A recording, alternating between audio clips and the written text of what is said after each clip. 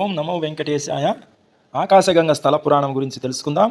శ్రీ పెరియ తిరుమల నంబి అనే వైష్ణవ భక్తాగ్రేసరుడు శ్రీ వెంకటేశ్వర స్వామికి పాప వినాశనము నుండి స్వామివారి పూజకు అభిషేకమునకు తీర్థం తీసుకొని వచ్చేవారు.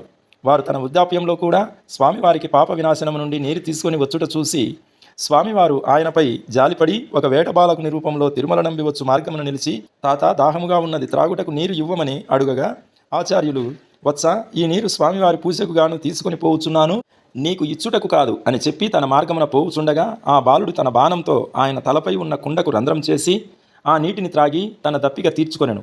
అందువలన ఆచార్యులు బాధపడి తిరిగి పాప వినాశనమునకు పోవుటకు సిద్ధమవడం చూసి ఆ బాలుడు, తాత ఎందుకు కష్టపడతావు, ఇక్కడే నీకు ఆ తీర్థము ఇప్పించెదను అని చెప్పి అంజనాద్రి కొండను చూసి తన బాణంతో కొట్టగా ఆకాశగంగ కొండను ఛేదించుకొని క్రిందికి ప్రవహించసాగినది.